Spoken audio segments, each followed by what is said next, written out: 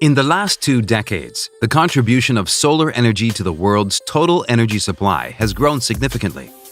This video will show how solar cell or photovoltaic cell produce electricity. Energy from the sun is the most abundant and absolutely freely available energy on planet Earth. In order to utilize this energy, we need help from the second most abundant element on Earth, sand. The sand has to be converted to 99.999% pure silicon crystals to use in solar cells. To achieve this, the sand has to go through a complex purification process as shown. The raw silicon gets converted into a gaseous silicon compound form. This is then mixed with hydrogen to get highly purified polycrystalline silicon. These silicon ingots are reshaped and converted into very thin slices called silicon wafers. The silicon wafer is the heart of a photovoltaic cell. When we analyze the structure of the silicon atoms, you can see they are bonded together. When you are bonded with someone, you lose your freedom. Similarly, the electrons in the silicon structure also have no freedom of movement. To make the study easier, let's consider a 2D structure of the silicon crystals. Assume that phosphorus atoms with 5 valence electrons are injected into it. Here, one electron is free to move. In this structure, when the electrons get sufficient energy, they will move freely. Let's try to make a highly simplified solar cell only using this type of material. When light strikes them, the electrons will gain photon energy and will be free to move. However, this movement of the electrons is random. It does not result in any current through the load. To make the electron flow unidirectional, a driving force is needed. An easy and practical way to produce the driving force is a p-n junction.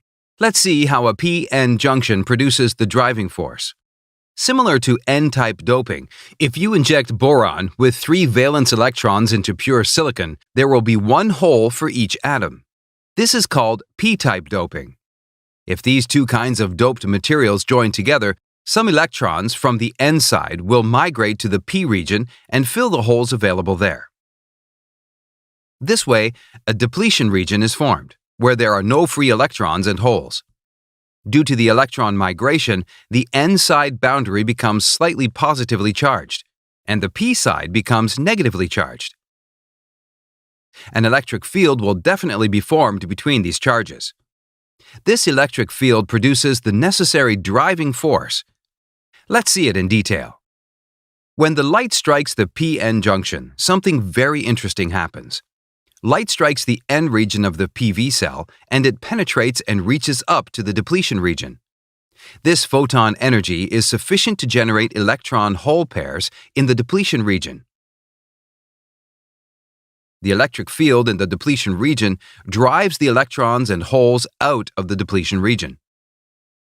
Here we observe that the concentration of electrons in the n region and holes in the p region becomes so high that a potential difference will develop between them.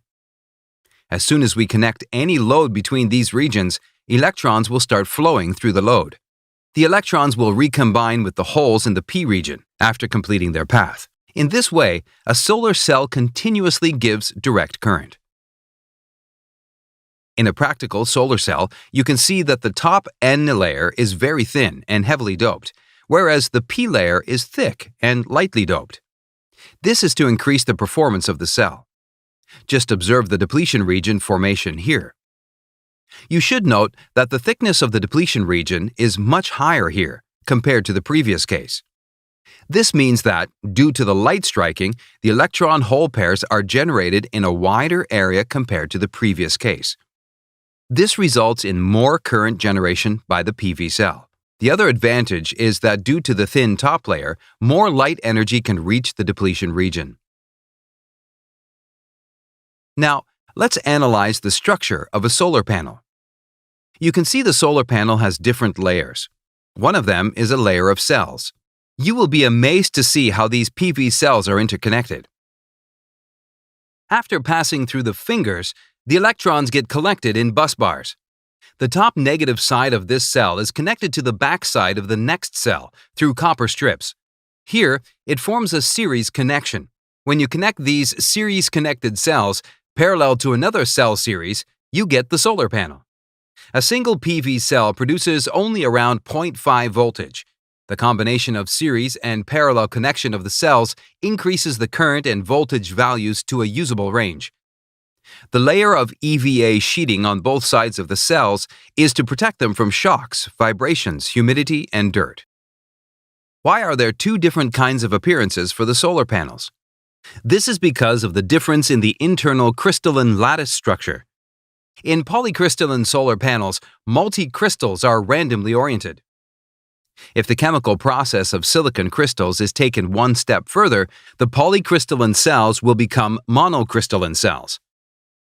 Even though the principles of operation of both are the same, monocrystalline cells offer higher electrical conductivity. However, monocrystalline cells are costlier and thus not widely used. Even though running costs of PV cells are negligible, the total global energy contribution of solar voltaic is only 1.3%.